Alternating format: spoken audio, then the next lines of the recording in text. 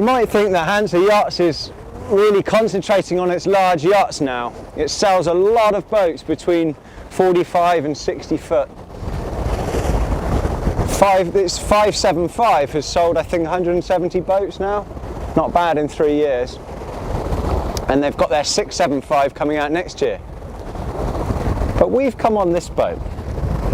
It's the 315, the new baby of their range, because it's really impressive. And I'll show you why. The thing I like the most about this 315 is what you should like the most about a sailing yacht. And that's how it feels to drive it. It's really light on the steering. It's a real pleasure. And it's very easy to manage. So here we are on a typical grey, Solent November day, but it's really good fun. Out here, just single-handed, all the two of us. It's been blowing quite hard. We cut the main up in 15 to 20 plus true, where you'd be normally thinking about a reef, but it's easy enough to manage. It's all in a reasonable compact area. You've got a good sized cockpit. The option of having these twin wheels on a 30 footer is great, works really well.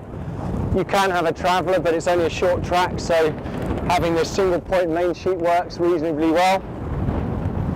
And yeah, it's just really good fun to sail.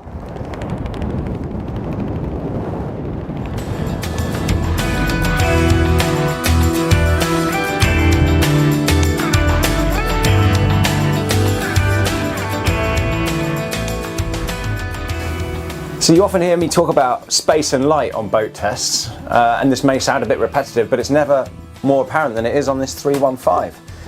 This is a 30-foot yacht, but look at this, the headroom I've got. I'm 5'10", I've still got another 4 inches above me here, and what Hanse has done is very clever. To create this, it's put the companionway sole right down on the bilge. This means that for using the navigation area here, you could still have a chart table, small one, but you have one. Stand and use that, and again at the galley, you stand to use the galley, and it doesn't make you feel cramped in any way. Proportionally, the layout is excellent. You start to lose that headroom going forward, but you get a sleepable berth in the port side of the saloon, and the cabins work very well. I'll show you why. So the forward cabin is essentially a V berth, but it doesn't just feel like a berth, it feels more like a cabin. Great for kids because you can do away with this aft area here and just use it as a small reduced V berth. Or you can have fill-ins, including a drop-down seat here, so this becomes your changing seat. And then you drop it down, put the insert in, and you gain the full V berth. Works very well. But the better cabin is aft. Only problem with the aft cabin is this entranceway is a little bit tight, and you've got to sort of limber your way into the berth itself.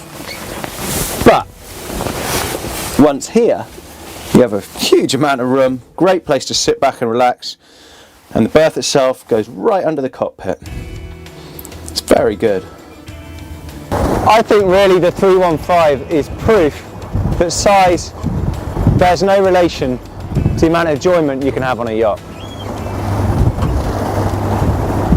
She's a great entry-level boat, a starter boat for a family, or even for those downsizing. Proportionately, the layout is fantastic, and she's really good fun to sail. So all that's left really is me to say good on you, Hanse, for concentrating on the smaller end of the market.